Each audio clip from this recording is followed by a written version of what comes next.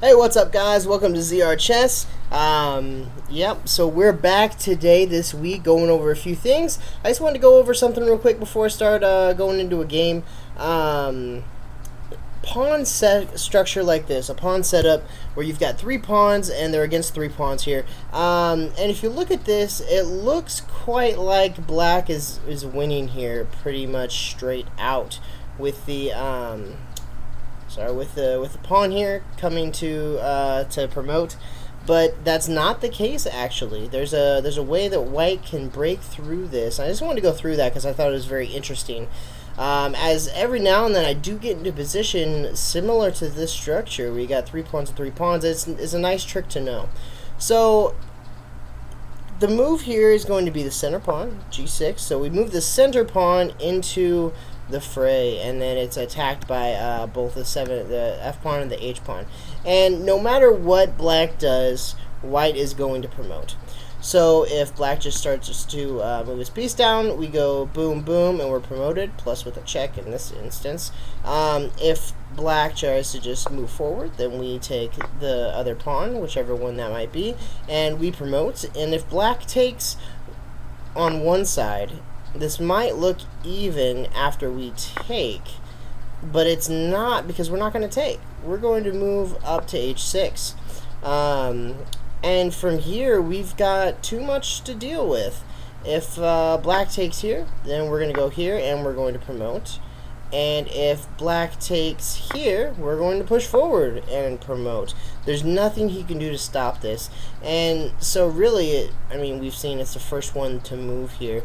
So they're playing chicken, the first one to move. So even if he takes with the other side, we're still going to push forward. It's counterintuitive, because you think you want to take, but moving right here.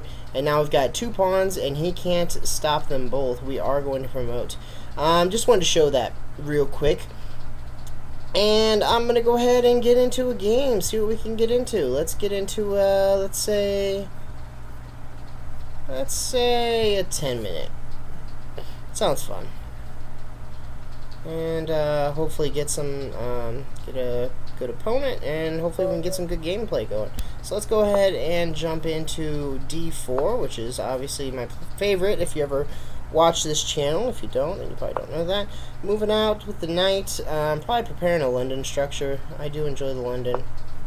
Okay, coming up to attack. Normal anti-London strategies, coming out with that. So we're just going to... No, we're not. He's not going to take yet, so go ahead and bring the bishop out still. I could take there. I don't know if I want to.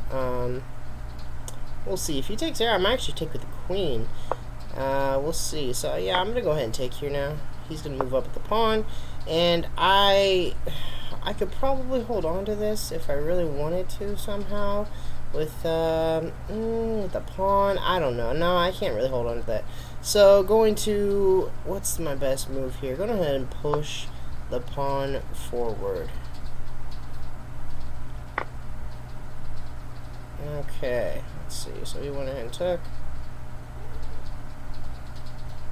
And let's go ahead and do the pin. Okay, so he went ahead and tested us there. So if I move here, he's going to come up with a pawn, which might be okay. Let's think here. Let's take a minute. I'm going to go ahead and take. And then bring the knight up. Now I'm attacking this point here, and then maybe we can attack this point on f7 as well.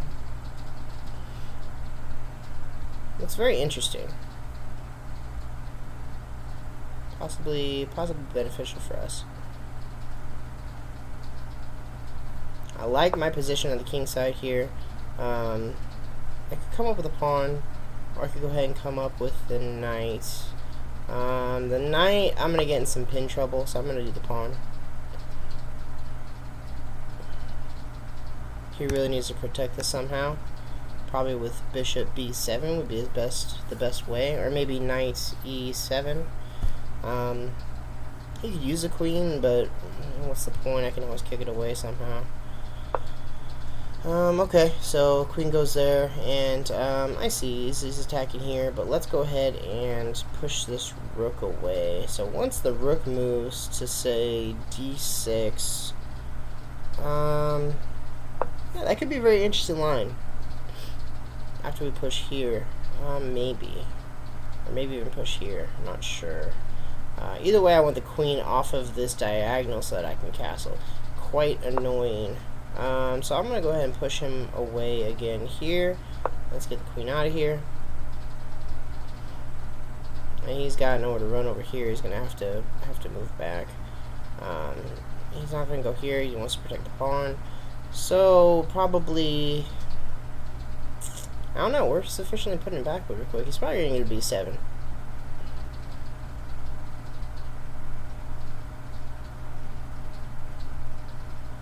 And I do have a bit of an issue. No, I don't. It's protected, and we should be okay. And maybe I want to go ahead and castle, just to get that done with. I wouldn't mind doing something like this, and then taking the queen, taking the rook. That actually looks really interesting. Let's try that. So taking this, he's not going to be able to castle. He definitely can't take with the queen. Oh, he could. It wouldn't be a fork. Yeah, that's very interesting.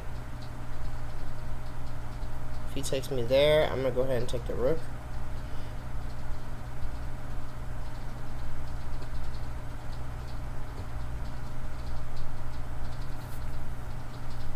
I kind of like this. I like sneaky moves like this, even if it just puts me a pawn ahead. Just practicing tactics. Always practicing tactics. So let's go ahead and take the rook. And then, am I going to take the bishop? He might have just given me the bishop. Yeah, he just gave me the bishop. I appreciate it, sir. I still need a castle. I'm in a bit of a precarious position. But I'm looking good. I'm a whole rook and 6 pawns up. Is that right? No, I'm 6 pieces up. A whole rook up.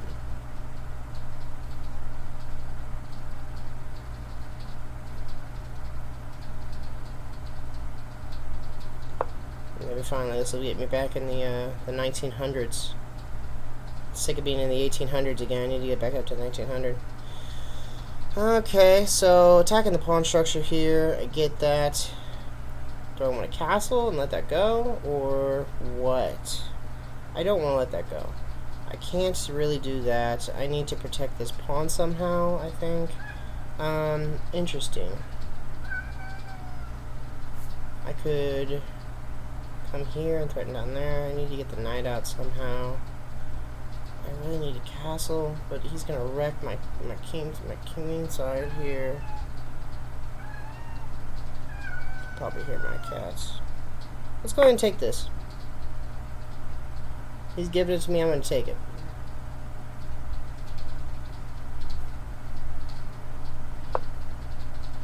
Yep. Figured. But that might not bode so well for him. After he's threatening the rook, and then I come in with check. He goes there.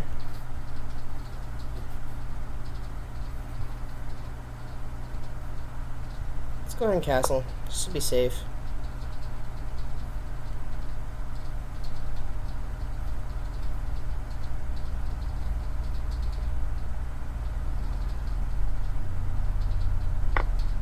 Okay. Alrighty. And let's go here. We're going to find out if that was a mistake or not.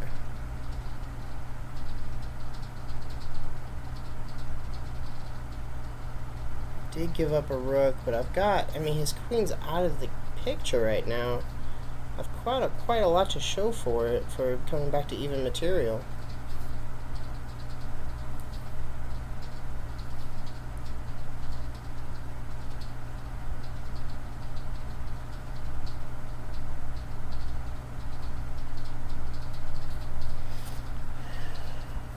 Both down to about 6 minutes. He's at 5 now.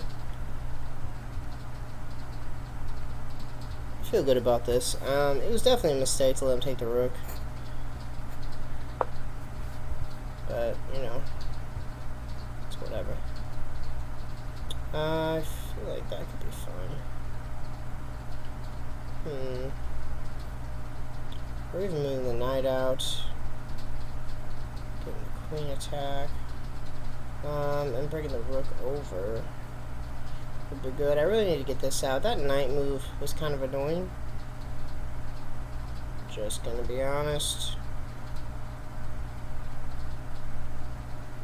Check here would be nice. Can't though. I need to open this file up somehow, but that's not gonna happen. I can open this file up. He takes, and then I move the rook to d1. You know, that's interesting. Give up a pawn, rook d1, and we're threatening checkmate already.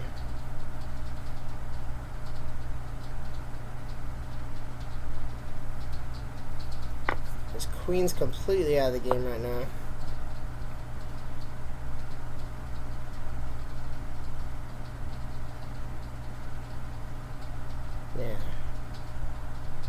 Yeah, that's pretty. I like that. He really probably needs to move his bishop to b7, but then queen d7, king goes to f8. And then I take the bishop on b7, so still good for me. Threatening the rook, and the rook has really nowhere to go except d8.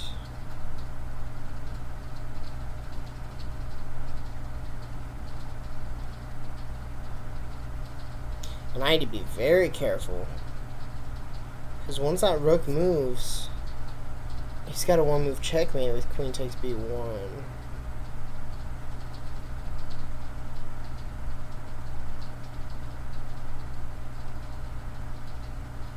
If I could move the c-pawn away from c3, play knight c3, it would protect my pawn, it would protect my rook, and attack the queen all at the same time. And get him off my back rank, and I wouldn't immediately have to worry about a one-move checkmate. He's thinking for a while. He's still got 4 minutes left, which honestly is not a lot, because we're playing 10-0, not 10 plus 5.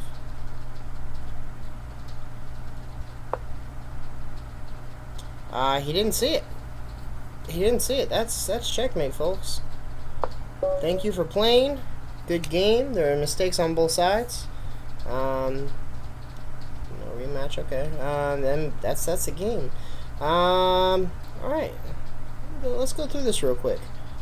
So, and you know, let's go ahead and do an engine for time's sake here. See what's happening here, and just kind of how I analyze games quickly afterwards. When I go into deep analysis, I don't use Stockfish, but a quick analysis after the game, there's nothing wrong with me with that. Went ahead and took. Everything looked good at this point, and that gave him a oh, you can't see this. So the way I study afterwards is you kind of look here and you see it's minus 1.1 in this bar. So black was way better after this move, bishop to b5, and it's interesting to see why that would be. I guess because the check could come, and because he pushed me away, and we saw this. Once I did that, he really just pushed me away. I went ahead and traded, which puts me at negative 0.1. But I think the reason is because the light square bishop's supposed to be so strong, but this really wrecked his queen side. So I didn't feel that in the game. I felt pretty confident with it, especially after I moved here. It tells me that was wrong after the knight comes up and protects this pawn. But I don't feel like, and now we're back to even field on there anyway. So yeah, so right now it looks like white's better. I was doing better. Pushed the bishop away and started to push the queen away as well. And this is the point it looks like I started actually winning. This, it says, wasn't so great of a move. I liked the move, honestly. It's telling me to come down and come over here to c5, I think. Maybe. But anyway, this is what happened, and then that's put us at even somehow. Oh, because the knight's trapped. The knight can get taken later if he plays his cards right, which he did not. And then that here, yes, this is the move that killed him, and we were able to fork the bishop. That we saw that right away. Very easy fork if you do tactics very often at all. So boom, and boom, and we're also protecting the knight here. From this point on, it was all downhill for him. And so what did I say I could have done better here? The queen here, I suppose. Oh, because if the knight came out, then I could still come to f7 check. And when the knight came out, I wasn't able to do that. So I see why that was. I get that. And then after he took here, and then, yeah, we were plus 10 at this point. This was a very strong diagonal. And then, obviously, main won when he didn't see it. Cool, guys. Well, thanks for watching. I hope you had to learn something from it. And go ahead and like and subscribe to my channel if you want to see more. I'm working every week on it, and I hope to get a bunch of new content out here so that I can keep teaching y'all new stuff. I will see you guys next time. Later.